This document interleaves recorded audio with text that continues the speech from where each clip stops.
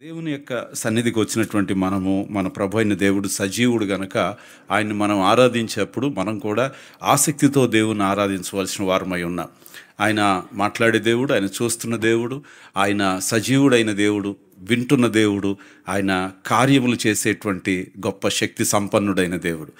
ఆయన స్వభావాన్ని మనం కూడా ప్రతిబింబింపజేసే వారంగా ఉండాలి. సూర్యుడు ప్రకాశిస్తే చంద్రుడు ప్రతిబింబంగా పనిచేస్తాడు. విశ్వాసులైనటువంటి మనం ఒక చంద్రబింబానికి పోల్చబడ్డాం. మనం సంఘము ఒక చంద్రబింబం అయి ఉన్నది.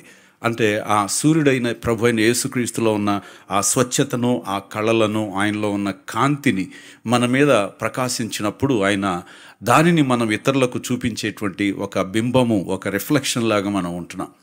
మనం ఎప్పుడూ ఆయన యొక్క మహిమను ఈ లోకానికి చూపించలేకపోతే మనల్ని దేవుడు ఏర్పరచుకున్న ఉద్దేశము నెరవేరినట్టుగా కాదు. కారణము, ఈ లోకంలో ఎంతోమంది ఉన్నారు. ఒకవేళ దేవుడు ఎన్నుకోవాల్సి వస్తే జ్ఞానులు ఉన్నారు, గొప్ప వంశాల నుంచి వచ్చిన వారు ఉన్నారు, ధనికులు ఉన్నారు, ఘనులు ఉన్నారు, ఎంతోమంది ఉన్నారు. కానీ ఏ యోగ్యత లేని వారిని, ఏ అర్హత లేని వారిని కేవలం ఆయన తన యొక్క ఉచితమైన మహాకృపను బట్టి వారిని ఎందుకని ఈ చీకటిలో నుంచి కొంతమందిని ఆయన వేరు చేసి వీరిని నా సంఘము అని ప్రభు యేసుక్రీస్తు వారు ఆ సంఘాన్ని ఎందుకు అంత ప్రేమించాడంటే ఆ సంఘము ఆయన యొక్క మహిమకు ఒక ప్రతిబింబంగా ఉండాలని. యేసు ప్రభు వారు మరలా ఈ లోకానికి వచ్చేంత వరకు కూడా క్రీస్తు యొక్క ఉన్నతమైన ఉద్దేశాన్ని నెరవేర్చేటువంటి అధికారం సంఘానికి ఇచ్చాడు, మహిమను సంఘానికి ఇచ్చాడు. అలాగే మంటిఘటాలలో తన మహిమను నింపి నేను వచ్చే వరకు దీన్ని మీరు చెయ్యండి అని మనందరికీ కృపలను, తలాంతులను ఆయన అనుగ్రహించి వెళ్ళి ఉన్నాడు ఆయన. అయితే అన్నిటికీ ముఖ్యమైన ఆధారం మాత్రం ప్రభు అయిన యేసుక్రీస్తు అయి ఉన్నాడు. ఆయనే ముఖ్యమైన మూల రాయి అని దేవుని యొక్క వాక్యం చెప్తుంది. అందుచేత సంఘమైనటువంటి మనము మన జీవితాల్లో మనకి ఎన్ని విధాలైన పనులు, భారాలు ఎన్నున్నా సరే క్రీస్తు భారం అనేది ఒకటి ఉందని మర్చిపోవద్దు మీరు. You have a burden of Christ on you. ఆ భారాన్ని మీరు నెరవేర్చకపోతే క్రీస్తు దినము అనే ఒక రోజు ఒకటి కూడా ఉంది. ఆ దినమున క్రీస్తు న్యాయపీఠం ముందు నిలబడి ఉండాల్సి వస్తుందన్నమాట. సో మీరు ఏం చేయాలనుకుంటారనేది ఎవరు మిమ్మల్ని ఒత్తిడి పెట్టరు. కానీ నేను మీకు వినటానికి ఇష్టమైనవి చెప్పగలను, కానీ చెప్పడం దేవుని వాక్యానుసారం కాదు.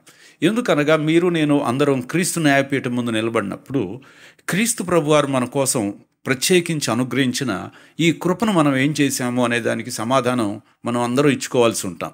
అందులో ఒకరికొకరు సమాధానం ఇవ్వడానికి కుదరదు, ఎవరిది వారిదే ఇవ్వాల్సి ఉంటుంది. రక్షణ అయితే పొందగలవేమో కానీ మెప్పు, మహిమ, ఘనత ప్రభువు నుండి పొందాలంటే క్రీస్తు పనుల విషయంలో మనం సొంత వాటి కంటే మరింత ఎక్కువ ఆసక్తి గల వారమై ఉండాల్సిన వారమై ఉన్నాం. యేసుప్రభు వారు ఈ లోకం నుండి వెళ్ళిపోతున్న సందర్భంలో ఆయన ఏం చెప్పాడంటే, మీరు పట్టణంలోనికి వెళ్ళి కనిపెట్టండి, పరిశుద్ధాత్ముడు మీ మీదకు వస్తాడు, మీరు శక్తి పొందండి. అంటే మీరు ఒట్టినే నా కోసం బ్రతకాల్సిన అవసరం లేదు, మీరు శక్తిని పొందుకుంటారు. ఆ తర్వాత మీరు బూదిగంతాలకు వెళ్ళాలి, నా సాక్షులు మీరు అవుతారు, నా రాజ్యాన్ని మీరే నిర్మించాలని యేసు ప్రభు వారు మనలను తన యొక్క రాజ్య నిర్మాణంలో మనందరం కూడా కలిసి ఆయనతో పనిచేసే వారంగా ఉండాలని ఆయన అభిలాషించాడు. సో ఇప్పుడు ఆయన మన మధ్యన శరీరధారిగా లేడు, కానీ మనము మన సొంత శక్తి మీద చేయమని వదిలిపెట్టలేదు. ఆయన సత్యస్వరూపైన ఆత్మను మనకు అనుగ్రహించాడు. అనగా మనం పనిచేసేది మొత్తం మనమే కాదు, మనం చేయాల్సిన పనిని మనం ప్రార్థనాపూర్వకంగా తలపెడితే పరిశుద్ధాత్మ శక్తే యేసుక్రీస్తు యొక్క కార్యాలను ఆయన ఎలా పనిచేయాలో ఆయనే చేసుకుంటారు. ఇప్పుడు మనము దేవునికి సాక్షిగా ఉంటే మనం చెప్పే మాటలకి మనుషులు మారుతారు అనుకోవద్దు. మనం చెప్పినవి మనం చెప్పాలి, ఆయన చేయాల్సిన పని ఆయన జరిగిస్తాడు. పౌలు వాక్యం బోధించాడని ఉంది, కానీ ప్రభు ఏం చేశాడంటే లూదియా హృదయమును తెరిచాడు. పరిశుద్ధాత్ముడు ఆమె యొక్క అంతరంగాన్ని దర్శించాడు. So we have to work in tandem with God. దేవునితో కలిసి పనిచేసే వారంగా ఉండాలి. పనిచేసినప్పుడు ఒక దినమున మరి ప్రభు యొక్క రాజ్యంలో ఆయనతో కలిసి మనం రాజ్య పరిపాలన చేయబోతున్నామంట. అంటే అట్ ద ఎండ్ మనందరికి ఒక నిరీక్షణ ఉండాలి. ఆ నిరీక్షణ ఏంటంటే క్రైస్తవుడు రాజ్య నిరీక్షణ కలిగి జీవించాలి లోకంలో. సో క్రైస్తవ్యము లేదా క్రీస్తును అనుసరించేటువంటి విశ్వాసి ఇప్పటి ప్రయోజనాలనే దృష్టిలో పెట్టుకుని క్రైస్తవుడు అవడు. ఎప్పుడైనా మర్చిపోవద్దు, ఇప్పుడు పొందుకున్నటువంటి వాటిని గురించే క్రైస్తవుడు అవడు. ఎందుకంటే మనం రక్షణ పొందినప్పుడు ఇప్పుడు పొందబోయేటువంటి మార్పును దృష్టిలో పెట్టుకుని మనం రక్షణ పొందాం. భవిష్యత్తులో మనము తీర్పు నుండి తప్పించుకుంటామని, ఉగ్రత నుండి తప్పించుకుంటామని, అలాగే నూతన యెరూషలేములో యుగయుగాలు ఉండబోతున్నామని. అంటే క్రైస్తవ విశ్వాసము భవిష్యత్తును దృష్టిలో పెట్టుకునేది. అంటే మనం ఎప్పుడు పీపుల్ హూ లుక్ ఫార్వర్డ్, మనం ఎల్లప్పుడూ ముందుకు చూసే జనమై ఉంటున్నాం. ముందుకు చూడాలి, ముందుకు వెళ్ళాల్సిన వారమై ఉన్నాం. వెనుకున్న వాటిని మర్చిపోవాలి, ముందున్న వాటి కోసం వేగిరపడాలి. ఎందుకనగా యేసుక్రీస్తునందు దేవుడు మనకు అలాంటి భవిష్యత్తును మన కోసము లేఖనాల్లో మన కోసం రాసి ఉంచాడు. సో ఆ దృక్పథం ఎప్పుడైతే మనలో ఉంటుందో, మనలో ఈ యొక్క బాధ లేదా ఈ కొన్ని ఇబ్బందులు మనకు ఎదురైనప్పుడు దాన్ని బట్టి మనలో నిరాశ మన హృదయాల్లో ఆవరించే అవకాశం లేదు.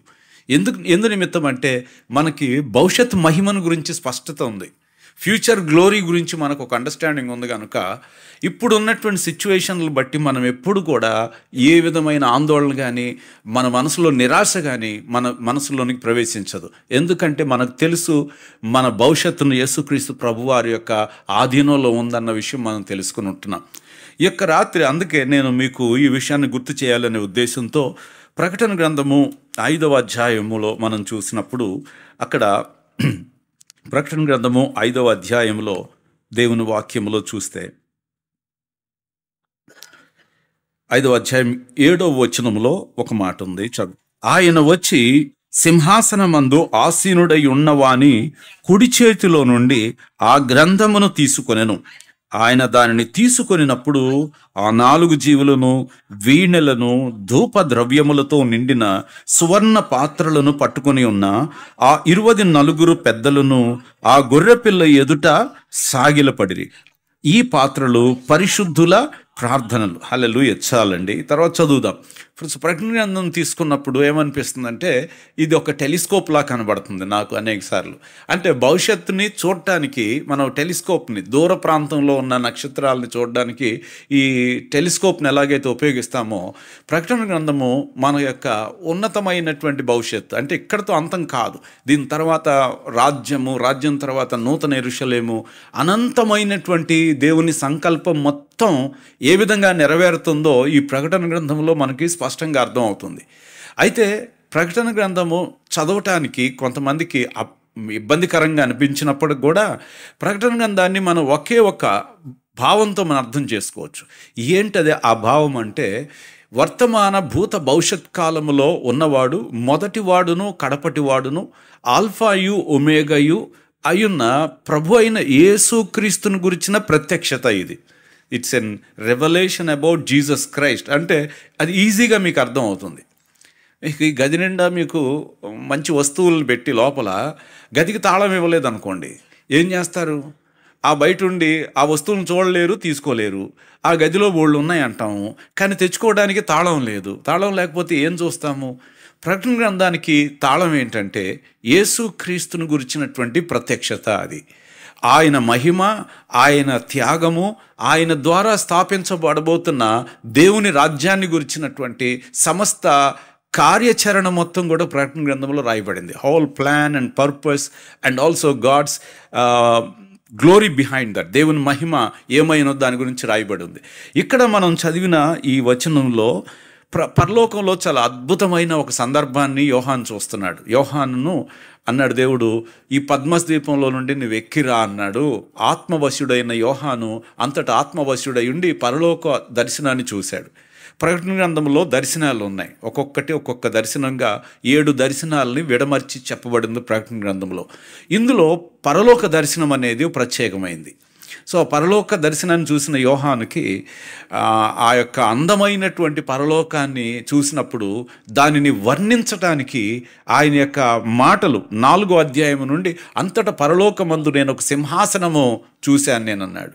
ఆ సింహాసనము ఎలాగుందంటే సూర్యకాంత పద్మరాగమును పోలినవాడు, సింహాసనమందు ఆసీనుడై ఒకడుండెను. ఆసీనుడైన వాడు దృష్టికి సూర్యకాంత పద్మరాగములను పోలినవాడు, మరకతము వలె ప్రకాశించు ఇంద్రధనస్సు సింహాసనమును ఆవరి. చాలా వివరాలు చెప్పాడు. పరలోకంలో చాలా ఉన్నాయి. ఒక సింహాసనం ఉన్నది, దాని మీద ఆసీనుడు ఒక సూర్యకాంతం వలె ఉన్నాడు. తెల్లని మెరుపు ఆయనలో కనిపిస్తుంది. దాని వెనుక ఒక ఇంద్రధనుసు నాకు కనబడుతుంది. దాని ముందు దేవుని 7 ఆత్మలు ఉన్నాయి. దాని చుట్టూ 4 జీవులు ఉన్నారు. ఆ ముందు ఒక స్ఫటికము వంటి ఒక సముద్రం ఒకటి ఉన్నది. 24 పెద్దలు ఉన్నారు. వారి చేతుల్లో ప్రార్థన ధూపాలు, ధూప పాత్రలు వారి చేతిలో ఉన్నాయి అని ఈ పరలోకపు దర్శనాన్ని చాలా చక్కగా వివరిస్తున్నాడు. అయితే ఇక్కడ అర్థం చేసుకోవాల్సింది ఏంటంటే, పరలోకమంతా ఇంత అద్భుతంగా వర్ణించాడు కదా, ఈ పరలోక దర్శనానికి కేంద్రం అసలు ఎవరు ఇంతకి? Who is the focal point of this beautiful heavenly throne room?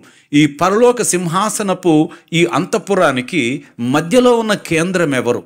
అసలు ఈ పరలోక దర్శనాన్ని యోహానుకు దేవుడు చూపించాల్సినటువంటి అవసరత ఎందుకు వచ్చింది అంటే, యోహానుకి మనము ఈ రోజున ఇక్కడ ఉన్నటువంటి మన స్థితిని మనం చూసినట్లయితే, మనం పుట్టినప్పటి నుండి మనం పెరిగిన వరకు, దాని తర్వాత మనం యేసుక్రీస్తుని సొంత రక్షకునిగా అంగీకరించినటువంటి సంఘటన మీ అందరికీ ఒక్కొక్కరికి ఎవరికి వారికి విడివిడిగా తెలిసి ఉంటుంది. నేను ఎలా ప్రభుని నా రక్షకునిగా అంగీకరించానో ఆ సందర్భం ఏంటో నాకు తెలుసు. మీకు ఎలాగో యేసుక్రీస్తు ప్రభువారిని రక్షకునిగా అంగీకరించాల్సి వచ్చిందో ఆ సందర్భం మీకు తెలుసు.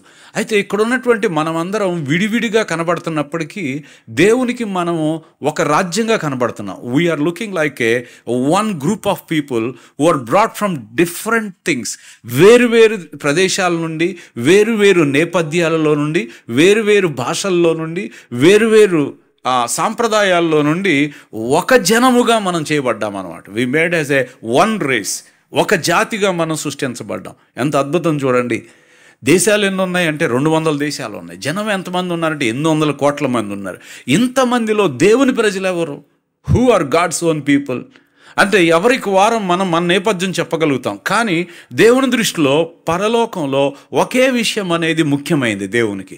అదేంటంటే, సర్వమానవాళినందరినీ కూడా ఒక జనంగా చేయటానికి, ఆ జనాన్ని ప్రత్యేకించడానికి, తన రాజ్యాన్ని స్థాపించి ఆ ప్రజలను ఆ రాజ్యంలో చేర్చడానికి దేవుడు అనుసరించిన కార్యక్రమం పేరు విమోచన ప్రణాళిక. ఏంటండి అది? విమోచన ప్రణాళిక, the plan of redemption. Hallelujah, praise the lord. దేవుడు అనంత జ్ఞాని అయి ఉన్నాడు. దేవుని ఆలోచనలు ఎన్నటికీ నిరర్ధకము కావు. God never fails.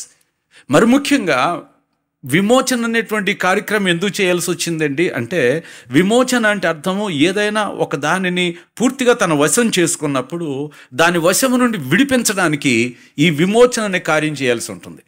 ఒకటి బలమైంది, ఒక మనిషిని వచ్చి ఒక బంధకంలో ఇరికించింది అనుకోండి. ఆ ఇరికించినటువంటి ఆ చెర నుండి ఆ మనిషిని విడిపించడానికి విమోచన చేసేవాళ్ళు రావాలి. చూడండి, మానవులందరినీ కూడా, మనిషిని ఒక భయంకరమైనటువంటి ఒక అధికారం మనిషిని బందీగా మార్చేసింది. వన్ డొమినియన్ మేడ్ మ్యాన్ ఎ సిన్నర్. ఒక అధికారం మనందరినీ కూడా బందీలుగా మార్చేసింది. ఆ అధికారానికి మనం ఖైదీలు అయిపోయాం. ఆ అధికారం మన మీద పనిచేస్తూ వచ్చింది. ఆ అధికారం మనలను ఏలుబడి చేస్తూ వచ్చింది. ఆ అధికారానికి మనం దాసులైపోయాం. అయితే దేవుడు ఈ యొక్క అధికారానికి దాసులైపోయిన వాళ్ళందరినీ విడిపించి వారిని వేరొక అధికారంలోని తేవాలనుకున్నాడు. God wants to separate and bring them into a different dominion. Hallelujah, hallelujah. మనం ఏ అధికారానికి బానిసలు అయిపోయాం తెలుసా? మనందరికీ మూల పురుషుడు ఉన్నాడు. మానవాళందరికీ కూడా ఒకడే ఒక తండ్రి ఉన్నాడు. ఆయన పేరు ఆదాము. ఆదాము నుండి మనం అందరము కలిగాం. మనం ఇక్కడ గ్రహాంతర వాసుల పిల్లలు ఎవరు ఇక్కడ లేరు. అందరం ఎవరి సంతానం? మనం ఆదాము నుండి వచ్చామన్నమాట. ఆదాము నుండి వచ్చిన వాళ్ళు అందరూ రంగులు ఎలాగున్నా, ఎత్తులు రూపాలు ఎలాగున్నా సరే, బుద్ధులు మాత్రం ఒకటే. ఎందుకనంటే ఇది పై రూపం ఆ ప్రాంతాలను బట్టి, వారు తినేటువంటి ఆహారాన్ని బట్టి, ఆ ప్రాంతంలో ఉన్న వాతావరణాన్ని బట్టి నలుపు తెలుపు రంగులు ఎలాగ వచ్చున్నాయో వచ్చి ఉండొచ్చు తప్ప, బట్ ఇంటర్నల్గా చూసినట్లయితే ఆదాము నుండి వచ్చిన ప్రతి మనిషి, every man born out of Adam నుండి చూస్తే, ఆదాము నుండి మనుషులందరికీ పాపము సంప్రాప్తమైందంట. పాపం ఏంటది? సంప్రాప్తమైంది అంటే వచ్చేసింది. అది వారిలోకి అలాగూ బై వర్చ్యూ డిఫాల్ట్ సెట్టింగ్ లాగా వచ్చేసింది అది. సో డిఫాల్ట్ అంటే అర్థం ఏంటంటే మ్యానుఫ్యాక్చర్ చేసినప్పుడు మొదట వచ్చినటువంటి సెట్టింగ్ని ఏమంటారు? డిఫాల్ట్ సెట్టింగ్ అంటారు. బై మ్యానుఫ్యాక్చరింగ్లో మనిషి ఎలాంటి వాడంటే స్వభావ సిద్ధంగా పాపమునకు తొందరగా లొంగిపోయే మనిషి. Man is more incline to do wickedness and sin. మనిషి స్వభావ సిద్ధంగా మనిషి తొందరగా అలవాటు పడేవాడు కాదు. మంచిని అలవాటు చేయాలి, లేదా మంచి చేయటం అనేది ప్రత్యేకంగా ఒక ఆదర్శం చూపించాలి. కానీ పాపానికి మనిషికి ఎవడు అలవాటు చేయక్కర్లేదు. చేయకుండానే స్వాభావికంగా తొందరగా మన మనసు తొందరగా దేన్ని అతుక్కుంటుంది? వెళ్ళి పాపాన్ని అతుక్కుంటుంది. ఎందుకంటే అయస్కాంతానికి ఇనుప ముక్క పెట్టారనుకోండి దగ్గరలో, దానికి మనం ఏం చేయక్కర్లా, ఎక్కడో టప్ అని అతికేసుకుంటుంది. ఎందుకంటే దానికి దీనికి ఏదో ఆకర్షణ ఉంది. అదే దాని దగ్గర రబ్బర్ పెట్టామనుకోండి, వికర్షణ వస్తుంది దానికి. ఎందుకంటే దానికి దీనికి సెట్ అయ్యేదేమి ఇందులో లేదు. అలాగే మనిషి బై నేచర్ స్వభావ సిద్ధంగా మనమంట తిరుగుబాటు చేసేవాళ్ళమంట, అవిధేయులు. అంటే ఇక్కడ మిమ్మల్ని ఎంత పొగిడినా లేదా ఎంత తిట్టినా, మిమ్మల్ని ఎంత బలవంతం చేసినా, మీరు దేవుని ఆజ్ఞలను అనుసరించమని మిమ్మల్ని ఎంత బలవంతం పెట్టినా కానీ మీరు ఆజ్ఞలను అనుసరించలేరు. ఎందుకంటే మనిషి స్వాభావికంగా అవిధేయుడు కాబట్టి. ఏమండి స్వాభావికంగా ఎవరు? చాలామంది అందుకే అంటారే వీడు మారాడు అండి. ఏంటి మారతాడు? ఇంకా మంచి లేదు ఎవరిలో, ఏమి లేదు, మంచి లేదు. చాలామంది మనుషులు అనుకుంటారు నేనుగా మారాలనుకుంటారు. నేనుగా మారాలని ఎంతోమంది ప్రయత్నం చేసి నేను మంచివాడిని అంటారు. నేను నేర్చుకున్నానండి, నేను మంచివాడిగా బాగుంటున్నాను ఇప్పుడని. యేసును ఎరుగని ప్రజలు ఏమంటారంటే స్వతహాగా మంచివాళ్ళ వాళ్ళని ప్రయత్నం చేస్తారు. ఎలాగూ ఎవరైనా మంచివాళ్ళు చెప్పిన మాటలు వినాలని. కాకపోతే విషయం ఏంటంటే ఈ లోకంలో మంచివాడు ఎవడు లేడు. ప్రాబ్లం అది. నీతిమంతుడు లేడు, ఒక్కడనూ లేడట. ఉండొచ్చు మంచితనం. ఎట్లా అంటే ఇప్పుడు ఏ చెట్టు లేని దగ్గర అంట మన సామెత ఉంది, ఆమదం చెట్టే మహావృక్షం అంట. అంటే ఉన్నవాళ్ళల్లో వీడు కాస్త బెటరు, వాళ్ళని మనం కంపేర్ చేసుకుంటే is a good among the bad people అన్నట్టుగా ఉన్నాడు. కానీ సంపూర్ణుడైన వాడు పరిశుద్ధుడు ఎవరు లేడు. టోటల్గా పర్ఫెక్ట్, మోరల్గా, ఎథికల్గా, అన్ని విధాలుగా పాపము అనేది సోకకుండా పరిశుద్ధంగా ఉండి, మరి ముఖ్యంగా దేవుడు పెట్టినటువంటి ప్రమాణాలన్నిటిని నెరవేర్చిన వాడై ఉండాలి. ఎవరైనా కనబడుతున్నారా మనకి? అక్కడే ఆదాము యొక్క వారసత్వం మనకి తీసుకొచ్చినటువంటి ఈ దారిద్ర్యాన్ని, ఆ వారసత్వం నుంచి మనం విడుదల చేసి ప్రభు అయిన యేసుక్రీస్తు వారు ఈ లోకానికి అందుకు రావాల్సి వచ్చింది. దేనికి వచ్చాడు అంటే మనందరం స్వభావ సిద్ధంగా దేవుని నీతిని అందుకోలేకపోతున్నాం, దేవుని యొక్క ధర్మశాస్త్రాన్ని ఎవరూ నెరవేర్చలేకపోతున్నాం. అట్లాంటప్పుడు అందరూ లోనైపోయిన వాళ్ళమే, అందరం దానికి లోబడిపోయిన వాళ్ళమే. లోబడిపోతే అందరినీ పాపము అనేది తన వశములో పెట్టుకుని ప్రతి మనిషిని పాపమునకు దాసుడుగా మార్చేసింది. ఎంత దాసత్వం వెళ్ళిందంటే ఈ యావత్తు సృష్టి కూడా ఏ పాపం చేశాడో మనిషి, అతని పాపాన్ని బట్టి ఈ సృష్టి కూడా దాసత్వంలోకి వెళ్ళిపోయింది. The whole creation is under the slavery, దాస్యం కింద ఉండిపోయిందంట. ఇది కూడా మూలుగుతుందంట.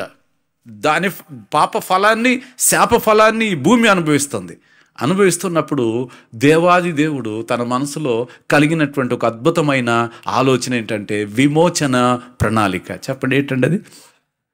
హల్లెలూయా, హల్లెలూయా. దేవుడిగా రాకూడదు, ఆయన మనిషిగానే రావాలి. He should come as a man, మనిషిగానే రావాలి, మానవుడిగానే రావాలి. అట్లాగైతే రక్త మాంసములు ధరించిన వాడే అయి ఉండాలి. అయ్యుండి మరలా ఆయనలో పాపం అనేది ఉండటానికి వీల్లేదు. ఉంటే మరలా ఆయన కూడా దానికి లోనైపోతాడు. ఆయన దానికి లోనైతే మనకేం మాదిరి చూపిస్తాడు? చూపించగలడా? చూపించలేడు. మహా అయితే 4 మంచి మాటలు చెప్పగలడేమో. నేను ఇందా చెప్పినట్టుగా చెడ్డోళ్ళలో ఒక మంచోడు అవుతాడేమో, ఒక మోస్తరుగా. కానీ యేసుక్రీస్తు ప్రభువారు దేవుడై ఉండి ఆయన తన్ను తాను తగ్గించుకొని ఆయన రక్త మాంసములను ధరించి కాలము సంపూర్ణమైనప్పుడు దేవుడు తన కుమారుణ్ణి స్త్రీ అందు ఈ లోకాన్ని జన్మింపజేశాడు. హల్లెలూయా, హల్లెలూయా. అంటే మానవ స్వభావాన్ని ధరించుకున్నవాడై యేసుక్రీస్తు లోకానికి వచ్చి మన అందరి కోసమై ఆయన ఏం చేశాడంటే మనము దేనినైతే నెరవేర్చలేకపోతున్నామో ఆయన నెరవేర్చి చూపించాడు. ఏ ధర్మశాస్త్రం విషయంలో మనం అపరాధులమయ్యామో ఆ ధర్మశాస్త్రం మొత్తానికి కూడా ఆయన కూడా లోనైన వాడు లోనై ఉండి ఆ ధర్మశాస్త్రాన్ని నెరవేర్చి ఆయన మనలను ధర్మశాస్త్రం యొక్క శాపము నుండి విడుదల చేశాడు. ఆమేన్, హల్లెలూయా. ఇప్పుడు యేసుక్రీస్తునందు విశ్వాసం ఉంచడం ద్వారా ఏం జరుగుద్దంటే, మనము ధర్మశాస్త్రం లోనైన వాళ్ళమే, ఆయన కూడా ధర్మశాస్త్రానికి లోనయ్యే ఉన్నాడు. కాకపోతే మనం ధర్మశాస్త్రానికి లోనయ్యి దాన్ని నెరవేర్చలేకపోయాము. ఆయన ధర్మశాస్త్రానికి లోనయ్యి దాన్ని ఏం చేశాడు? నెరవేర్చాడు. గనక ఇప్పుడు నెరవేర్చిన వాని యందు మనం ఏముంచాలి? విశ్వాసం ఉంచాలి. Praise God. సో అందరూ అడుగుతారు, యేసుక్రీస్తునే ఎందుకు విశ్వసించాలి, ఆయన ఒక్కడిని నమ్మితే మేము ఎందుకు రక్షణ పొందుతాము అనే ప్రశ్నకి నాకు సమాధానం ఏంటంటే, ధర్మశాస్త్రాన్ని ఏ ఒక్కడు నెరవేర్చలేకపోయాడు. నన్ కుడ్ ఏబుల్ టు ఫుల్ఫిల్ 100%. యాకోబు అంటాడు, ఆజ్ఞలలో ఒక్క ఆజ్ఞ కూడా తప్పిపోయినా ఆజ్ఞనంతటి విషయంలో అతను ఏమై ఉంటాడట? అపరాధి అవుతాడట. ఇదే విచిత్రమైంది ఆజ్ఞల్లో. పోనీ ఇందులో పాస్ మార్కులు ఫెయిల్ మార్కులు ఉంటాయంటే కాదంట, డైరెక్ట్గా మొహమాటం లేకుండా ఒక్క ఆజ్ఞ తప్పితే ఆజ్ఞలన్నిటిలో కూడా అపరాధి అయిపోయినట్టే. అంటే పాస్ అయితే 100% పాస్ అవ్వాల్సిందే, ఒక్కటి కూడా మినహాయించకుండా. యేసుక్రీస్తు ప్రభువారు ఆయన స్వాభావికంగా వాటన్నిటినీ నెరవేర్చి మనలను ధర్మశాస్త్రం యొక్క శాపం నుంచి ఆయన విడుదల చేశాడు. కాబట్టి ప్రియులారా, పరలోకమంతా ఆయన మీద దృష్టి పెట్టింది.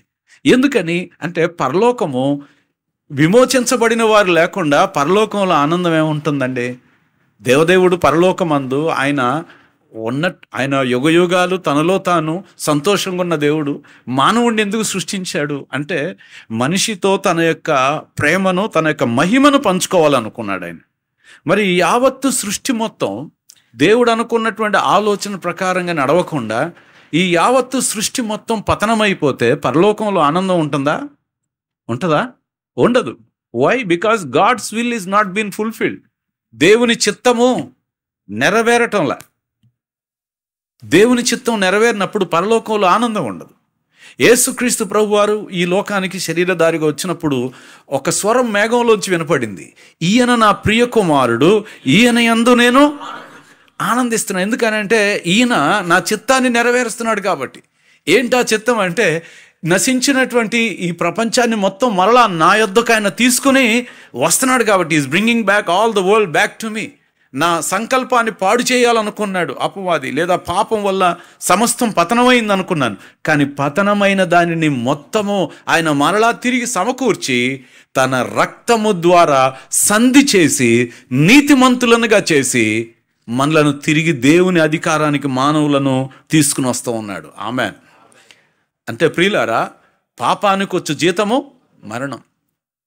యేసుక్రీస్తు ప్రభువారు ఆ మరణాన్ని తను భరించాడు. ఆయన ఆ పాపాన్ని ఆయన తీసుకుని ఆ మరణానుభవానికి ఆయన లోన ఏం చేశాడంటే, ఆ మరణపు ముళ్ళును ఆయన విరిచేశాడు. Has broken the sting of the death. ఓ మరణమా, నీ ముళ్ళు ఎక్కడ అని మరణపు ముళ్ళును విరడమే కాకుండా మరణాన్ని ఓడించి తిరిగి లేచి ఆరోహణుడై వెళ్ళి దేవుని కుడి పార్శ్వమందు ఆసీనుడై ఉన్నాడట. ఆమేన్. అంటే యుద్ధానికి వచ్చాడు, యుద్ధం చేశాడు, శత్రువులందరినీ ఓడించాడు, చేసిన కార్యాన్ని నెరవేర్చి ఆయన సమాధిలోంచి తిరిగి లేవడం. ఆయన ఆరోహణుడు అంటే అర్థము జయశీలిగా యేసుక్రీస్తు ఆరోహణుడై దేవుని కుడి పార్శ్వమందు ఇప్పుడు ఆయన ఆసీనుడై ఉన్నాడు. ఇప్పుడు పరలోకం అంతా ఒక రకమైనటువంటి అప్రిసియేషన్ చేస్తుంది. వధించబడిన గొర్రెపిల్ల, నీవేనయ్య యోగ్యుడివి. ఇక్కడున్నాడు ఎవరు యోగ్యుడు లేడు. There is none worthy. పరలోకంలోనే ఆయనకి సాటి అయిన యోగ్యుడు లేడంటే ఇక భూమి మీద ఎవరుంటారండి? ఆమేన్. ఉంటారా? అక్కడ కోట్ల కొలది దూతలు ఉన్నారని సంఖ్య రాయబడిందా? అక్కడ 24 పెద్దలని ఒక సంఖ్య రాయబడిందా? 4 జీవులు ఉన్నారని అక్కడ సంఖ్య ఉందా? ఇంతమంది ఉండగా ఎవడైనా యోగ్యుడు ఉన్నాడా ఈ గ్రంథమును తీసుకుని దాన్ని విప్పటానికంటే? యోగ్యుడు లేడట.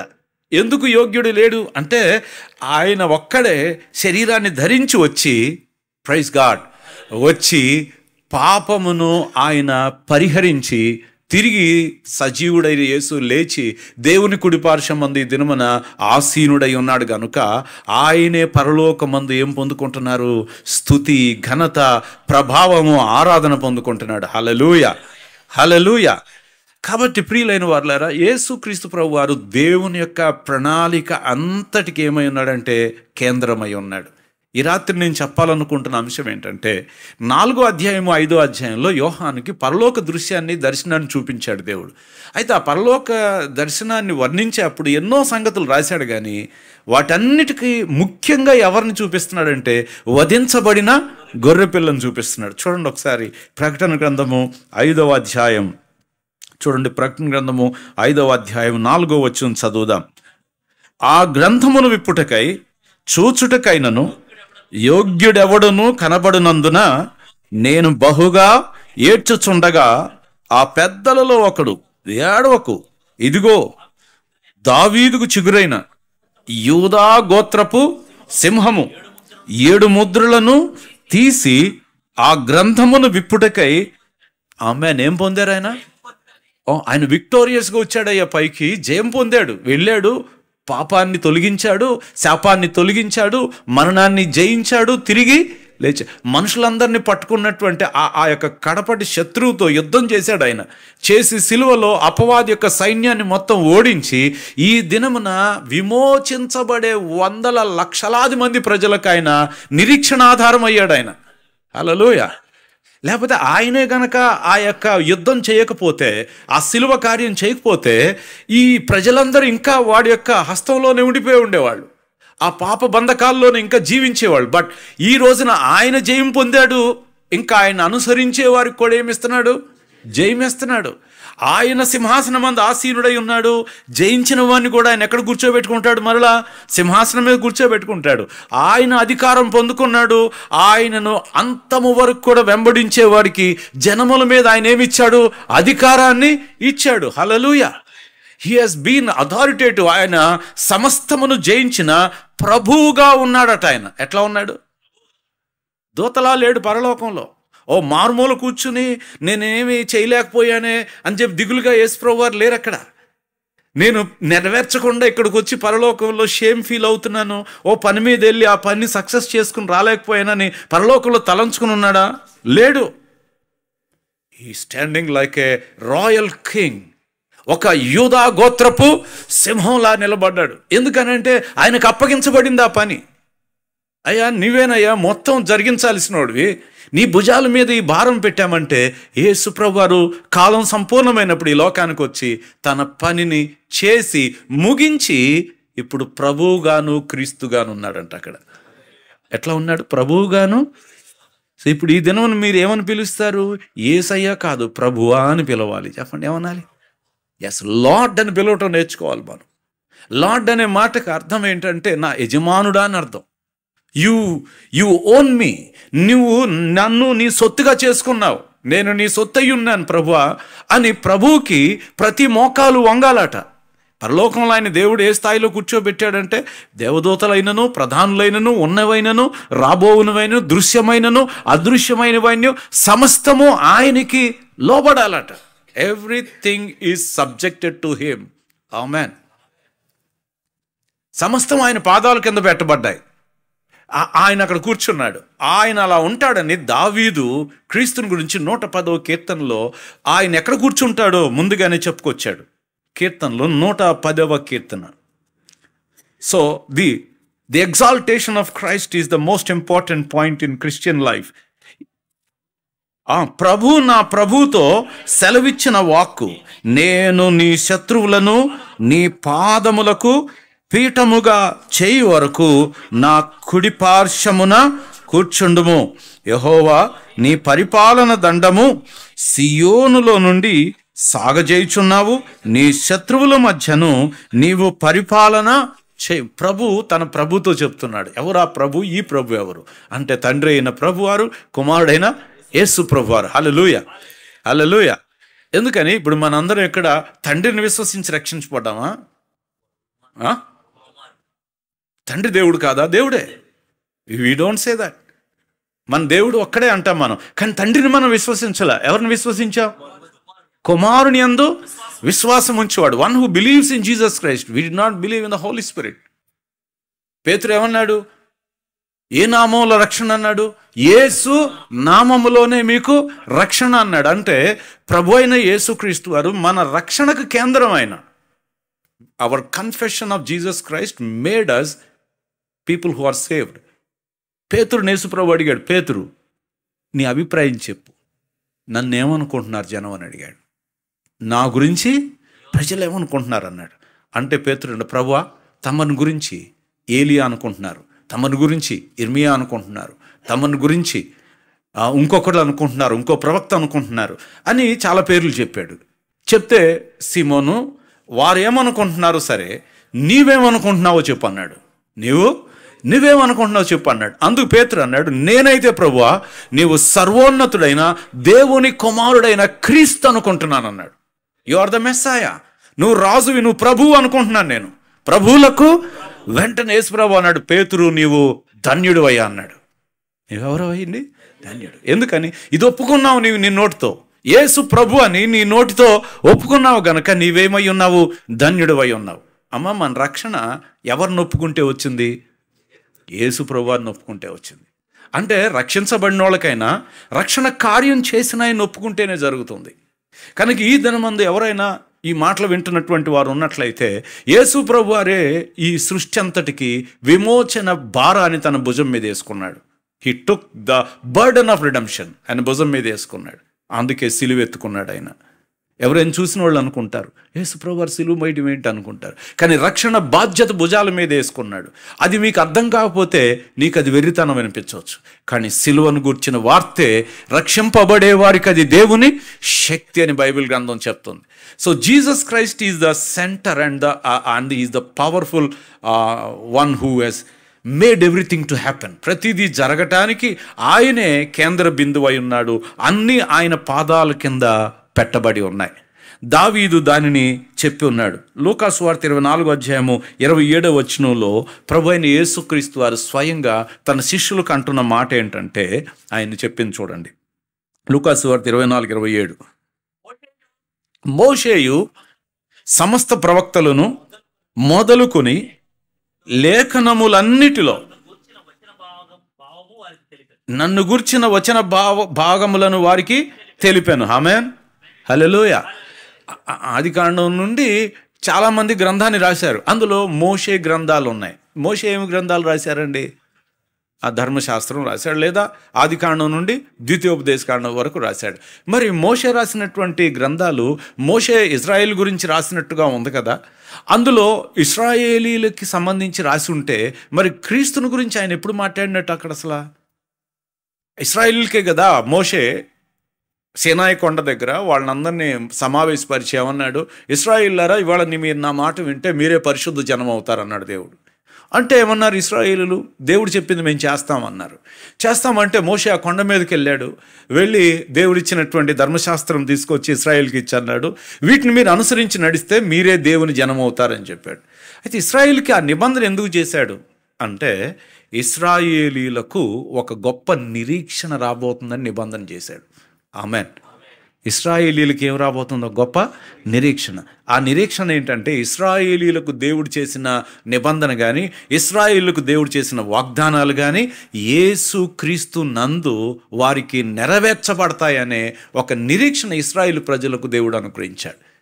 మోషే ప్రవచనంలో మోషే ఏం చెప్పాడంటే, మీ జనాలలోంచి నా వంటి ఒక ప్రవక్తను దేవుడు లేపబోతున్నాడని చెప్పాడు. నాలాంటి ఒక ప్రవక్త మీ జనంలోంచి వస్తాడు, ఆయన మాట యందు మీరు విశ్వాసము ఉంచాలి అని చెప్పాడు. కనుక మోషే దగ్గర నుంచి మీరు ఏ ప్రవక్తను చూడండి, ప్రతి ప్రవక్త క్రీస్తుని గురించే ప్రవచించటం చూస్తాం మనం. యెషయా క్రీస్తుని గురించి ప్రవచించాడు, అలాగే దానియేలు క్రీస్తుని గురించి ప్రవచించాడు, అదేవిధంగా జకరియా క్రీస్తుని గురించి ప్రవచించాడు, వీళ్ళందరూ మీకా ప్రవచించాడు. ఎక్కడికి వెళ్ళినా క్రీస్తు ప్రవచనాలే ఉన్నాయి. అంటే ఇశ్రాయేలీలకి దేవుడిచ్చినటువంటి ఆ ధర్మశాస్త్రము, మరి ధర్మశాస్త్రం మొత్తం సరిపోయే లెక్క అయితే వారికి క్రీస్తుని గురించినటువంటి దర్శనాలు ప్రవచనాలు చెప్పాల్సిన అవసరము లేదు. వాళ్ళు ధర్మశాస్త్రంలో ఏం చూస్తున్నారు? ఒక గొర్రెను వధిస్తున్నారు, ఒక కోడె దూడను వధిస్తున్నారు, లేదా ఇంకొక గువ్వను వధిస్తున్నారు, ఒక బలిని ఇస్తున్నారు. ఆ బలిచ్చినప్పుడల్లా వాళ్ళు ముంగుర్తును చూస్తున్నారు. వాళ్ళు దీనిలో నుండి ముందుకు రాబోతున్న దేవుని సంపూర్ణమైన బలియాగాన్ని వారు చూస్తున్నారు. They are seeing complete fulfillment in Jesus Christ. Abraham తన కుమారుడైన ఇస్సాకుని మొరియా కొండ మీదకి తీసుకుని వెళ్ళినప్పుడు ఒక పొదలో ఉన్న పొట్టేలను తీసుకుని వచ్చి ఇస్సాకుకు బదులుగా దాన్ని అక్కడ అర్పించాడు. అర్పించినప్పుడు అబ్రహాం ఏం చూస్తున్నాడు? ఆ అర్పణలో, ఆ బలిలో అంటే యేసుక్రీస్తుని చూస్తున్నాడు తన కుమారునికి బదులుగా. ఇశ్రాయేలీలు ఐగుప్తు బానిసత్వంలోంచి బయటకు వచ్చినప్పుడు ఇశ్రాయేలీలు ఆ రాత్రి బయలుదేరే ముందు ప్రతి ఇంటిలో ఒక గొర్రెపిల్లను తీసుకుని వచ్చి దాన్ని వధించి వారి గుమ్మముల మీద రక్తమును పూశారు. ఎందుకు పూశారు వాళ్ళు అంటే, ఒకరోజు సాదృశ్యంగా క్రీస్తు అనే పస్కా పశువు మానవులందరి కోసం ఏమబోతున్నాడు, ఆయన చనిపోబోతున్నాడని సాదృశ్యంగా క్రీస్తుని చూశారు వాళ్ళు. ఆమెన్, హల్లెలూయా, హల్లెలూయా. చూడండి, దేవుని వాక్యంలో ఈ మాటలన్నీ వాస్తవం కాదు, పరిశుద్ధ గ్రంథం మనకు సెలవిస్తుంది. అపోస్తుల కార్యం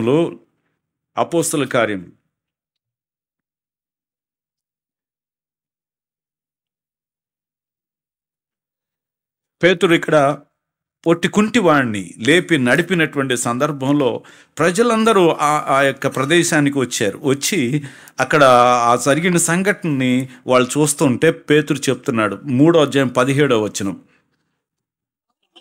సహోదరులారా, మీరును మీ అధికారులను ఏంటంటే యేసుక్రీస్తును సిలువేశారు. అయితే దేవుడు తన క్రీస్తు శ్రమపడునని సమస్త ప్రవక్తల నోట ముందుగా ప్రచురపరిచిన విషయములను ఇలాగూ నెరవేర్చెను. 22వ వచనం చదవండి. 21, మోషే ఇట్లనెను, ప్రభు అయిన దేవుడు నా వంటి ఒక ప్రవక్తను మీ సహోదరుల్లో నుండి మీ కొరకు పుట్టించును. ఆయన మీతో ఏమి చెప్పినను అన్ని విషయములలో మీరు ఆయన మాట వినవలను. ఆ ప్రవక్త మాట విననివాడు ప్రజలలో ఉండకుండా సర్వనాశనము అగును. మోషే ఏమన్నాడండి? నేను చెప్పినవి సరిపోతాయి మీకు అన్నాడండి. నేను చెప్పిన ధర్మశాస్త్రం మీకు చాలయ్యా, ఇంకెవరి గురించి మీరు ఎదురు చూడాల్సిన అవసరం లేదయ్యా అన్నాడా? మీ జనాల్లో మీ సహోదరులోంచి నా వంటి ఒక ప్రవక్తను, అంటే నా లాంటి పోలికలు ఉంటాయి, అంటే నేను మీకు ధర్మశాస్త్రం ఇచ్చాను, ఆయన మీకు ఇంకంటే మంచిది ఇస్తాడు. హల్లెలూయా, హల్లెలూయా. ఆయన మీకు ఇస్తాడు, ఆయన మాట వినాలి. ఇప్పుడు నా మాట విన్నా వినకపోయినా మీరు నాశనం అవుతారు, లేదు చెప్పలేడు, మోషే అనలేదు. కానీ ఆయన మాట వినకపోతే ఏమవుతారు? ఇంకో మాట ఉంది దాని ముందు, నాశనం అనలా, ఏమన్నాడు? ఏదో అనండి, ఏమవుతారు? అమ్మో, అంతలా మాట అనాలంటే ఆయన ఎంత మనిషి అయి ఉండాలి కదా, అంతేనా? మోషే మాట వినకపోతే సర్వనాశనం ఏమో అవ్వంగా. ఎందుకని? మోషే ధర్మశాస్త్రం మాత్రమే చెప్పాడు, కానీ యేసుక్రీస్తు వారి ద్వారా మన కృప వచ్చింది. ఆమెన్. కనుక ఆయన మాట ప్రతి మనిషి వినాలని దేవుడు నియమించాడు. కనుక ఇప్పుడు ప్రవక్తలు కానీ, ధర్మశాస్త్రం కానీ, లేదా బలులు కానీ, అర్చన ఆరాధనలు కానీ, ధూపం వేయటం కానీ, లేదా మందసం కానీ, లేదా దీపవృక్షం కానీ, లేదా సముఖపు రొట్టెల బల్ల కానీ, బలిపీఠం కానీ, ఇదంతా ఎవరిని గురించి? అన్నీ యేసుక్రీస్తు. He is the real image. Amen. ఇవన్నీ ఛాయ అయితే ఆయన ఏమై ఉన్నాడు? నిజ స్వరూపమై ఉన్నాడు. కాబట్టి ఇక్కడ పరలోకం మొత్తం కళకళలాడుతుంది, కానీ పరలోకంలో అసలైన కేంద్రం ఎవరున్నారు? అక్కడ ప్రభు అయిన యేసుక్రీస్తు కనపడ్డాడు. ఆమెన్. కనుక ప్రియులారా, ఇప్పుడు పరలోకం వెళ్ళాలనుకున్నటువంటి వాళ్ళు ఎవరైనా కానీ ఖచ్చితంగా యేసుక్రీస్తు నందు ఏం కలిగితే తప్ప పరలోకానికి వెళ్ళలేరు? విశ్వాసం ఉండాలి. పేతురు అన్నాడు, ఈ నామమందు తప్ప, ఈ నామమందు తప్ప. ఆ పైకెక్కి ఎత్తుక్కున్నా మీరు, కిందకి వెళ్ళి మీరు చూసుకున్నా కానీ, ఎక్కడ వెతిక్కినా కానీ దెర్ ఈజ్ నో నేమ్, నామమే లేదు. ఈ నామమందు తప్ప అంటే అధికారం ఆ నామంలో ఉంది. ఆ నామమందు తప్ప వేరొక నామమందు మీకు రక్షణ లేదని చెప్పాడు. ఎందుకనగా యేసుక్రీస్తు ప్రభువారు నీ కోసం నా కోసం విమోచన కార్యం చేశాడు. కాబట్టి ప్రియులారా, మనం పరలోక రాజ్యానికి నిరీక్షణ కలిగిన వారం కాబట్టి, ఆ రాజ్యాన్ని చేరుకోవాలనుకుంటున్నాం కాబట్టి, మన జీవితాల్లో కూడా ముఖ్యంగా ఎవరిని పెట్టుకోవాలి? యేసుక్రీస్తుని పెట్టుకోవాలి. అంత పరలోకంలోనే ఏది సెంటర్ ఆఫ్ అట్రాక్షన్ లేదు అక్కడ. అంత పరలోకంలోనే ఆనందానికి ఎవరు కారకులు కాలేకపోయారు. అందరూ ఏడుస్తున్నారు, ఎవరు లేడా ఈ గ్రంథాన్ని ఇప్పేవాడని అందరూ పరలోకంలో దిగులుగా కూర్చున్నారు అందరూ. అలాంటి పరలోకానికే యేసుప్రభు వారు ఒక ఆశాజనకంగా కనపడ్డాడు. ఆయన విమోచన కార్యమే అక్కడున్న వాళ్ళకి ఆనందాన్ని కలిగించింది. కారణం వేలాది మందిని ఆయన విమోచించాడు కాబట్టి. సో అటువంటప్పుడు పరలోకానికే ఆయన సెంటర్ అయితే మన జీవితాలకు కూడా ఆయన ఏమై ఉండాలి? సెంటర్ అవ్వాలి. He should be the foundation of our life. జీవితానికి యేసుక్రీస్తు పునాది అయి ఉండాలి. ఏ కట్టడం ఆయన లేకుండా నిలబడుతుందా? నిలబడదట. ఎందుకని నిలబడదో తెలుసా అండి? యేసు ప్రభు వారు చేసినటువంటి ఆ యొక్క పుణ్యకార్యం వలన ఆయన మన హృదయంలో నివసించుట ద్వారా మన జీవితాలు కూడా ఇవాళ పాపాన్ని జయించగలిగిన శక్తివంతంగా మార్చబడ్డాయి. ఆమేన్, హల్లెలూయా. ఆయన ఇచ్చిన పరిశుద్ధాత్మ ద్వారా మన జీవితాలు కూడా ఆ విమోచన కార్యానికి ఒక ప్రతిరూపంగా మన జీవితాలు మనం కనబడగలుగుతున్నాం. సో యేసయ్యని మన జీవితాలకి సెంటర్గా మార్చుకోవాలి. కొలసి 1:18 రాయబడిన మాట ఒకసారి చూడండి. కొలసీలకు రాసిన పత్రిక 1:18 సంఘము అనే శరీరమునకు ఆయనే ఏమై ఉన్నాడు? మర్చిపోవద్దండి. ఎప్పుడు మీ శిరస్సు ఎవరండి? యేసు క్రీస్తు అయి ఉన్నాడు. Jesus Christ is my head. నా యొక్క శిరస్సు అయి ఉన్నాడు. హెడ్ అంటే నా పైన ఉన్న అధికారి అయి ఉన్నాడు. అంటే ఆయనకి నేను సమస్త విషయంలో నేను లోబడతానని అర్థం. సంఘం అనే శరీరమునకు ఆయనే శిరస్సు, ఆయనకు అన్నిటిలో ప్రాముఖ్యము కలుగు నిమిత్తం ఆయన ఆది అయి ఉండి మృతులలో నుండి లేచుటలో ఆయనకే అన్నిట్లో ఏముండాలట? ప్రాముఖ్యత. తండ్రి కూడా మొత్తం ప్రాముఖ్యతలు ఎవరికి ఇచ్చేశాడు?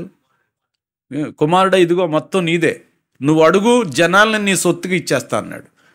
You ask, I will give you the nations. దేశాలు నీ చేతికి ఇస్తా కుమారుడు. కుమారుని ముద్దు పెట్టుకున్న ఎడల తండ్రి కోపించునట. తండ్రి గారికి ఆయన్ని ముద్దు పెట్టుకున్నారు లేదు కాదు ముఖ్యం. ఎవరిని ముద్దు పెట్టుకోవాలట? కుమారుని ముద్దు పెట్టుకోవాలి, లేకపోతే ఆయన కోపం వచ్చిందంట. తండ్రి ఎవరికి తీర్పు తీర్చడట, కానీ తీర్పు తీర్చుటకు అధికారం ఎవరికి ఉంది? కుమారునికే ఉందంట. Again then you have to stand before the son. గ్రంథాలు విప్పబడినప్పుడు మరలా భూజనులను తీర్పు తీర్చువారు ఎవరు? ప్రభు అయిన యేసుక్రీస్తే. రాజులకు రాజుగా మరలా ఈ లోకానికి రాబోతుంది. పరిశుద్ధాత్మ కాదు, తండ్రి కాదు, వస్తుంది ఎవరు? ప్రభు అయిన యేసుక్రీస్తే. ఆయనే రాజ్యం చేయబోతున్నాడు. మరలా ఎన్నేళ్ళు? 1000 సంవత్సరాల రాజ్యం భూమి చేయబోతున్నాడు. ఆయనే దేవుని ప్రణాళికలో రక్షణ దగ్గర నుండి రాకడ వరకు, నీతి రాజ్యం స్థాపించేంత వరకు, నూతన యెరూషలేములో మనం వెళ్ళేంత వరకు కూడా on Christ we hang. Amen. క్రీస్తు మీద మనం వేలాడుతూ ఉన్నాం. ఆయన మీద. ఆయన మనకు ఆధారభూతుడుగా ఉన్నాడు. కనుక ఇప్పుడు ఇన్ని విషయాల్లో యేసయ్య లేకపోతే, మనకి ఇది లేకపోతే, మనము అన్నిట్లో మొదటి స్థానం ఎవరికి ఇవ్వడం నేర్చుకోవాలి? ప్రభు అయిన యేసుక్రీస్తు వారికి ఇవ్వడం నేర్చుకోవాలి. ఇచ్చినప్పుడు మన జీవితాలు స్థిరంగా ఉంటాయి. మన లైఫ్ కూడా దేవుని చిత్తానుసారంగా అది నిలబడి ఉంటాయి. ఇశ్రాయేలీయుల్ని 2000 సంవత్సరాల క్రితం యేసయ్య దర్శించాడు. వచ్చి యెరూషలేమును దర్శించాడు కదా. గాడిద పిల్లనెక్కి యెరూషలేమునకు వెళ్ళాడు. వెళ్తే ఇశ్రాయేలీయులు ఆయన్ని గుర్తించలా. ఇశ్రాయేలీయులు ఆయన్ని నమ్మల. ఇశ్రాయేల్ మధ్యలో ఆయన అనేక అద్భుతాలు చేశాడు, సూచక్రియలు చేశాడు, కానీ వాళ్ళు ఆయన నమ్మలేదు. అప్పుడు ఏమన్నాడు ఆయన? ఈ జనులు చూడలేని కనులు, వినలేని చెవులు, గ్రహించలేని హృదయం కలిగిన వారై ఉన్నారు ఇశ్రాయేలీయులు అని చెప్పి ఆయన ఏం చేశాడు? ఆ జనుల విషయంలో అన్నాడు, నీవు మరలా ప్రభు పేరట వచ్చు వాడు స్తుతింపబడును గాక అనేంత వరకు కూడా నీ ఇల్లు నీకు విడవబడింది అన్నాడు. ఇప్పుడు ఇశ్రాయేలీయులు పాత నిబంధన విషయంలో దేవుని ధర్మశాస్త్రాన్ని ఇప్పటికి చదువుతున్నారా? ఏమంటే ఇప్పటికీ చదువుతాను. మనకంటే ఎక్కువ తెలుసు వాళ్ళకి ధర్మశాస్త్రం, పాత నిబంధన. కానీ ఎక్కడ మిస్ అయ్యారు వాళ్ళు? ఎవరి విషయంలో మిస్ అయ్యారు? ప్రభు అయినా యేసుక్రీస్తు విషయంలో they missed at the most important turning point దగ్గర వాళ్ళు తొట్టుపడ్డారంట. వాళ్ళు దే స్టంబుల్డ్. ఎందుకని? వాళ్ళకు అడ్డురాయి అయ్యాడంట. వాళ్ళు దాంట్లో తొట్టుపడడం వలన ఈ రోజు వరకు కూడా ఇశ్రాయేలీలు దేవుని యొక్క సంపూర్ణతలోనికి ఇంకా రాలేకపోయారు. వాళ్ళు ఇప్పుడు క్షీణ దశలో ఉన్నారని చెప్పాడు. ఏ దశ? మరలా ఇశ్రాయేలీలు ఎప్పుడు రక్షించబడతారు తెలుసా? వాళ్ళంతటికి వాళ్ళు ఏడిస్తే రక్షించబడతారా? కాదంట. మరలా వాళ్ళు రక్షించబడాలంటే మరలా యేసు వైపు చూసి వాళ్ళు పశ్చాత్తాపడాలి. అగైన్ జకరియా చెప్తున్నాడు, ఆ పొడిచిన ఆయన మీద దృష్టి ఉంచాలంట. మరలా దృష్టి ఉంచి వారందరూ దేవుని ఆత్మచేత నింపబడి ప్రలాపిస్తారంట. అప్పుడు దేవుడు ఇశ్రాయేలు యొక్క మనోనేత్రములన్నీ, బైబిల్ అంటుంది, సియోనులోనికి విమోచకుడు ప్రవేశిస్తాడంట. అప్పుడు యాకోబులో ఉన్న భక్తిహీనత అంతా తొలగిపోద్దట. అంటే యేసయ్య మరలా యెరూషలేములోకి ఎంటర్ అయినప్పుడు ఇశ్రాయేలు ప్రజల యొక్క మనోనేత్రాలు మరలా తెరవబడతాయి. అంటే వాళ్ళు పడిపోవటానికి ఆయన నమ్మకపోవడం కారణం, మరలా వాళ్ళు తిరిగి లేవటం కూడా ఆయన వైపు తిరిగి వాళ్ళు విశ్వాసం ఉంచడమే కారణమై ఉన్నాడు. ఇప్పుడు చూడండి, ఒకడు రక్షించబడాలన్నా ఒకడు నశించిపోవాలన్నా ఎవరి మధ్యలో ముఖ్యమైన వ్యక్తి అయి ఉన్నారు? Jesus Christ. యేసుక్రీస్తు ప్రభువారే సమస్తమైన దేవుని ప్రణాళిక అంతటికీ కేంద్రమై ఉన్నాడు. అంటే మనం రక్షించబడాలన్నా ఒక మనిషి, లేదా తీర్పులోకి వెళ్ళిపోవాలన్నా ఆ వ్యక్తి యేసుక్రీస్తుని విశ్వసించడమా నిరాకరించడమా అనే దాని మీద ఆధారపడి ఉంది. ఇశ్రాయేలీలు తొట్టుపడింది కూడా క్రీస్తు ప్రభువారి విషయంలోనే. మరలా ఇశ్రాయేలు మరలా మహిమలోనికి రావాలన్నా ఎవరిని బట్టి వస్తారు? యేసుక్రీస్తుని బట్టి. అందుచేతే యేసుక్రీస్తే అన్నిటికీ ఆధారభూతుడై ఉన్నాడు. అన్నీ ఆయన మీద ఆధారపడి ఉన్నాయి. తర్వాత యుగ సమాప్తి కాలంలో, అంటే మరలా రెండవసారి ఈ లోకానికి వచ్చినప్పుడు ఈ లోక రాజ్యాలన్నిటిని కూడా ప్రభు అయిన దేవుడు తీర్పు తీర్చబోతున్నాడు. ఆ తీర్పు తీర్చేటువంటి సందర్భంలో ఏ విషయాన్ని బట్టి ఆయన తీర్పు తీరుస్తాడు మనుషులను అంటే, ఆయన యందు విశ్వాసం ఉంచినటువంటి వాడంట తీర్పులోనికి రాడట. యోహాను సువార్త 5వ అధ్యాయము 23-24 వచనాలు మనం చదివితే, Christ will be involving in the judgment of nations. తండ్రిని గనపరచునట్లుగా అందరూ కుమారుని గనపరచవలనని తీర్పు తీర్చుటకు సర్వాధికారము కుమారునికి అప్పగించబడి ఉన్నది. కుమారుని గనపరిచినవాడు పంపిన వాని యందు విశ్వాసముంచువాడు నిత్య జీవము గలవాడు. వాడు తీర్పులోనికి రాక మరణములో నుండి జీవములోనికి దాటి ఉన్నాడని మీతో నిశ్చయముగా చెప్పుచున్నాను. సో అంత్యదినమున తీర్పు రోజున ఎవరిని బట్టి మనం ఆ తీర్పు నుంచి తప్పించుకోగలుగుతాము? యేసుక్రీస్తునందు విశ్వాసం ఉంచడం ద్వారానే తీర్పు అనేది మన జీవితం నుంచి తొలగిపోతుంది. నిత్య జీవంలోనికి ప్రవేశిస్తాం. అంటే ప్రపంచ భవిష్యత్తు మొత్తం ఒక్కరి నిమిత్తమే ఉంది. ఆ ఒక్కరెవరంటే ప్రభు అయిన యేసుక్రీస్తు అయి ఉన్నాడు. ఈ యొక్క మాటలు విన్నప్పుడు నేను మీ వద్ద నుంచి నేను అడగాలనుకుంటున్న ఒక విషయం ఒకటి ఉంది. అదంటే, యేసు ప్రభు తప్ప మీరు ఇంకెవరినైనా నమ్మాలని ఉందా మీ హృదయంలో? ఒకవేళ నమ్మటానికి దానికి ఏమన్నా సరైన హేతు ఏదన్నా ఉన్నదా? అందుకే ఇప్పుడు ఒకవేళ మీరు మీ నమ్మికను ఒకవేళ పెట్టదలుచుకుంటే ఎవరి యందు పెడితే సరిపోద్ది అంటారు? సరిపోతుందా? ఇంకెవరి మీద పెట్టాల్సిన అవసరం లేదు కదా. అందుకే నేను చెప్పాలనుకుంది ఈ యొక్క రాత్రి 3 విషయాలు ఇక్కడ పట్టుకుని వెళ్ళాల్సి ఉంది. ఒకటి, trust in Christ alone. Trust in Christ alone. క్రీస్తు నందు మాత్రమే విశ్వాసము ఉంచండి, మిగిలినవి కాదు. ఆయన మీద మాత్రమే నీ విశ్వాసం ఉంచాలి. ఎందుకంటే ఆయన మొదటివాడు, కడపటివాడు, ఆల్ఫాయు ఒమేగా అయి ఉన్నాడు. ఆయన మృతులలో నుండి ఆది సంభూతుడిగా లేచినాడు. మనల్ని ప్రేమించి ప్రాణం పెట్టినవాడు ఆయన. మర్చిపోవద్దు, సమస్తము ఆయన చేతుల్లో ఉన్నాయి. తాళాలన్నీ ఎవరి దగ్గర ఉన్నాయి? ఆయన ఆధీనంలోనే. కనుక నమ్మిక ఉంచేవాడు ఎవరైనా సరే యేసునందు విశ్వాసం ఉంచండి. So trust in Christ alone ఒకటి, మొదటిది. రెండవదిగా, లివ్ ఫర్ క్రైస్ట్ అలోన్. ఎవరి కోసం బ్రతకాలైతే? మా యొక్క కుటుంబ అవసరాల గురించి, మా వ్యక్తిగత జీవితాల గురించి జీవించటం మనకు ప్రాధాన్యతగా ఈ రోజుల్లో మనం పెట్టుకోవాలనుకుంటే మనము నిజంగా క్రీస్తు శిష్యులం కాదు. మనం జీవిస్తున్నాం, అయితే ఈ జీవితం కోసం మనం అన్నీ చేసుకుంటున్నాం, కాదంటలేదు. కానీ మన జీవితంలో ముఖ్యమైన దానికోసమే మనం బ్రతుకుతున్నాం. ఆ బ్రతికే దేనికోసం అంటే యేసు కోసమే. అపోస్తలుడు అన్నాడు, నా మట్టుకైతే బ్రతుకుట క్రీస్తే, చావైతే నాకు లాభమే అన్నాడు. అంటే ఆయన జీవించినంత కాలము యేసులాగా బ్రతకాలని కోరుకున్నాడు. తర్వాత ఆయన మరణించిన తర్వాత ఏమవ్వాలనుకున్నాడంటే, ఇక్కడి నుండి వెడలిపోయి వెళ్ళి నేను క్రీస్తుతో కూడా ఉండాలనుకున్నాడు. ఆయన ఎక్కడ ఉంటేనేమో క్రీస్తులా ఉండాలనుకున్నాడు. ఇక్కడ నుండి వెళ్ళిపోయి ఎవరితో ఉండాలనుకున్నాడు? అంటే live for Christ alone, trust Christ alone. అంతే, ఆయన యందు విశ్వాసం ఉంచు. 2, ఆయన కోసమే జీవించు. ఆయన రాకడ కోసమే ఈ జీవితాన్ని తీర్చిదిద్దుకో. ఆయన రాకడ మిస్ అయ్యే విధంగా ఈ జీవితాన్ని తయారు చేసుకోవద్దు. రేపో మాపో ఏ క్షణమైనా మేఘాల మీద యేసుప్రభు వారు వచ్చే సమయం ఆసన్నమైనప్పుడు if you miss his coming, ఆయన రాకడ నువ్వు కనుక కోల్పోతే ఈ జీవితం ఎవరి కోసం జీవించినట్టు అవుద్ది. ప్రియులారా, అందుకే ఇతరుల వలె మనము రాత్రి సంబంధుల వలె ఉండద్దు. మనం పగటి సంబంధుల వలె ప్రభు రాకడ కోసం మనం ఎదురు చూడ. కనుక జీవించడం అంటే ఉట్టి జీవించడం కాదు, రాకడను దృష్టిలో పెట్టుకుని జీవించాలి. ఆయన ఎప్పుడు వస్తే అప్పుడు వెళ్ళిపోవాలి. ఇశ్రాయేలీలు పెళ్ళిళ్ళు ఎలా ఉంటాయంటే, ఇశ్రాయేలీల యొక్క వివాహ విధానం ఎలా ఉంటుందంటే, పెళ్లి కుమారుడు మిడ్ నైట్ వెళ్తాడు. పెళ్లి కుమారుడు మిడ్ నైట్ వెళ్తాడు. వెళ్ళి ఏం చేస్తాడు, పెళ్లి కుమార్తె యొక్క తండ్రి ఇంటికి వెళ్తాడు. వెళ్ళి ఆమెను వెళ్ళి పెళ్లి కుమారుడే తెచ్చుకుంటాడు పెళ్లి కుమార్తెను. ఆ సమయంలో పెళ్లి కుమార్తె యొక్క స్నేహితులైన కన్యకలు కూడా వాళ్ళ దగ్గరే ఉంటారన్నమాట.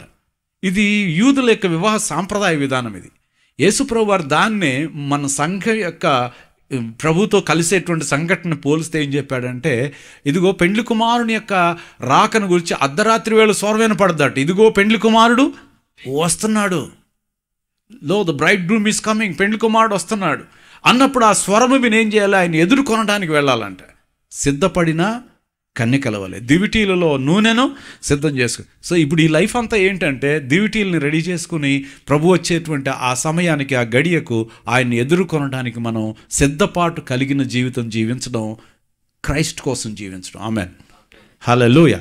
So trust in Christ alone. Number 2 is live for Christ alone. మూడవది ఏంటయ్యా అంటే, క్రీస్తు అన్నిటికీ కేంద్రమై ఉన్నాడు కనుక speak for Christ alone. Speak for Christ alone. ఎవరిని గురించి గట్టిగా మీరు వాదించాల్సిన పని లేదు. మీరు ఎవరిని గురించి మీరు ఎక్కువగా ఆయాసపడాల్సిన అవసరం ఏమీ లేదు. ఎవరిని గురించి మీరు ఎక్కువగా మద్దతు ఇచ్చి వాళ్ళు వెనకాల తిరగాల్సిన అవసరం ఏమీ లేదు. ఎవరిని మన మీద వేసుకుని ఊరేగించాల్సిన అవసరం ఏమీ లేదు. You don't need to stand, you don't need to testify about any one, but speak for Christ alone. మీకు దేవుడు ఇచ్చినటువంటి స్వరాలను తెరిచి యేసయ్య గురించి మాట్లాడండి. ఆమెన్. యేసుప్రభు వారు చెప్పిన మాట అదే, మీరు సర్వలోకానికి వెళ్ళి సర్వ సృష్టికి నా సువార్తను ప్రకటించండి, మీరు నాకు సాక్షులై ఉండండి అన్నాడు. ఆమెన్. సో ప్రభువుని గురించి ఏమైనా సిగ్గుపడుతున్నారు ఎక్కడైనా మాట్లాడడానికి? ఎవరి దగ్గర అయినా భయపడకుండా మీరు మాట్లాడగలగాలి. అమ్మో వీళ్ళకి యేసుప్రభు గురించి చెప్తే రేపు నుంచి మన పలకరిస్తారో లేదో, కాలేజీలో ఆఫీసులో మన గురించి ఏమనుకుంటారో, యేసయ్య గురించి మనం మాట్లాడితే వాళ్ళు మనల్ని చూసి మన ఒక రకంగా, ఈ మనుషులు కూడా ఎట్లా ఉంటారంటే కొంచెం మన బాధ పెట్టాలన్నట్టుగా ప్రవర్తిస్తారు. అయినా పర్వాలేదు, మనం వాళ్ళకి మేలు చేయాలనుకుంటున్నాం కాబట్టి సత్యం చెప్తున్నాం. హల్లెలూయా. మనం వాళ్ళకేమీ మనం నష్టం చేయాలనుకోవట్లేదు కదా. హృదయంలో ఉందా? లేదు. వాళ్ళకి ఏం చేయాలనుకుంటున్నాం? మనం మేలు చేయాలనుకుంటున్నాం. యేసుక్రీస్తుని గురించి మనం మాట్లాడు ద్వారా నశించే వారికి ఒక సువాసనగా మనం ఉండాలనుకుంటున్నాం. వాళ్ళు తిరస్కరించినంత మాత్రాన మనం కోల్పోయేది ఏమీ లేదు. ఎందుకనగా దేవుడు మనకి బహుమానాన్ని అనుగ్రహించే దేవుడై ఉన్నాడు. ఆయన్ని ఎంతోమంది తిరస్కరించారు, ఎంతోమంది అవమానించారు, కానీ యేసుప్రభు వారు భయపడలా, అపోస్తులు భయపడలా, హతసాక్షులుగా తమ ప్రాణములను దేవుని కోసం పెట్టడానికి వెనుకకు తీయలేదు. పెద్ద పెద్ద అధికారుల ముందు నిలబడిన వారిని చూసి భయపడలేదు. ప్రియులారా, ఈ యొక్క రాత్రి యేసుక్రీస్తు అన్నిటికీ ఆధారం, అన్నిటికీ కేంద్రమై ఉన్నాడు కనుక ఆయన్నే మన జీవితంలో ముఖ్యమైన వారిగా పెట్టుకున్నట్లయితే మన యొక్క జీవితము దేవుని ప్రణాళికలో ముందుకు సాగిపోతూ మనము మరింతగా దేవుని చిత్తం నెరవేర్చడంలో మనం ఒక సాధనంగా మనం మార్చబడతాం. చివరి మాట చెప్పకుండా నేను ముగించకూడదు. ఏంటంటే, మీరు ఈ పని చేసేటువంటి క్రమంలో లోకాన్ని జయించిన యేసయ్య మిమ్మల్ని వదిలిపెడతాడు అనుకుంటున్నారా? ఏమాత్రం వదిలిపెట్టడు. ఎందుకనంటే మీరు ఆయన్నే ప్రాధాన్యతగా చేసుకుని జీవితంలో ముందుకు వెళ్తే ఆయన మీకు ప్రాధాన్యత ఇస్తాడు. హల్లెలూయా. మీకు ఎంత అధికారం మీ చేతికి అప్పగిస్తాడంటే, ఒక్క మాటే నేను ఎక్కువసేపు మీకు చెప్పను, కానీ ఈ మాటను చూడాల్సిన అవసరం మీ జీవితంలో ఉన్నది. ప్రకటన గ్రంథము 3వ అధ్యాయంలో తుయతేరాలో ఉన్నటువంటి సంఘంతో దేవుడు మాట్లాడుతున్నటువంటి మాటల్లో 26వ వచనంలో యేసుప్రభు వారు అన్నమాట చూడండి. 3:26లో, ప్రకటన 3:26, నేను నా తండ్రి వలన 2:26 క్షమించండి, నేను నా తండ్రి వలన అధికారము పొందినట్టు జయించుచు అంతము వరకు నా క్రియలు జాగ్రత్తగా చేయువానికి జనముల మీద అధికారము. ప్రైజ్ ద లార్డ్, హల్లెలూయా. జనముల మీద ఏమిస్తాడంట?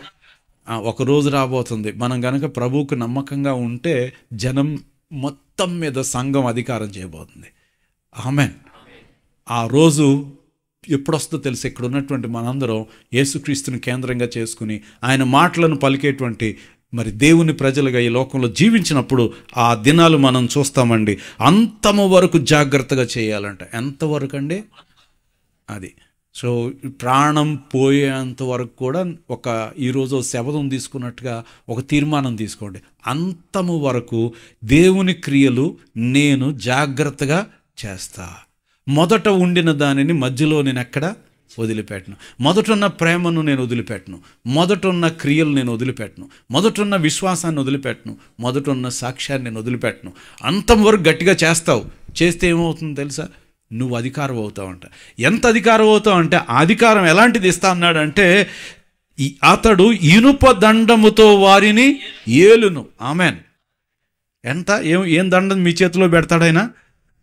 ఇనుప దండంతో కొడితే ఎలాంటిదని ఏమవుతుంది? మొక్క చెక్కలైపోయినట్టు. అంటే దేవుడు నీకు ఇచ్చేటువంటి అధికారం ముందు ఈ లోక అధికారాలు ఏమీ నిలబడవు. అంతటి పవర్ దేవుడు మనకు అనుగ్రహిస్తా అన్నాడు. ఎప్పుడు అంటే అంతం వరకు నమ్మకంగా చేస్తే, ప్రభు క్రియల్ని గట్టిగా పట్టుకుని చేసుకుంటే వెళ్ళండి, జనముల మీద అధికారం ఇస్తాడు. ఇనుప దండంతో జనములను కొట్టుటకు అలాగే ఏలుటకు కుమ్మరివాని పాత్రల వలె పగలగొట్టుదురు. మరియు అతనికి వేకువ చుక్కను ఇచ్చేదను. సంఘములతో ఆత్మ చెప్పుచున్న మాట చెవిగలవాడు వినుగాక. సో సంఘము దేవుణ్ణి ముందు పెట్టుకుని అన్నిటికీ ప్రాధాన్యత ఇస్తే మనకు ఆయన అధికారం ఇస్తాడు ఆయన. సో అలాంటి అధికారం కలిగినటువంటి క్రైస్తవ సంఘంగా రూపాంతరం చెందాల్సిన దినాలు వచ్చినాయి. ఆమేన్ చెప్దాం. హల్లెలూయా.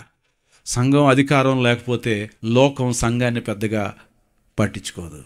సంఘం దగ్గర ఆ శక్తి కనబడకపోతే లోకం సంఘంలో ఉన్నటువంటి ఆ క్రీస్తుని గురించి పూర్తిగా అర్థం చేసుకోదు. కనుక అలాంటి అధికారము ప్రభు ఇచ్చే వరకు మనం నమ్మకంగా సాగిపోవాలి.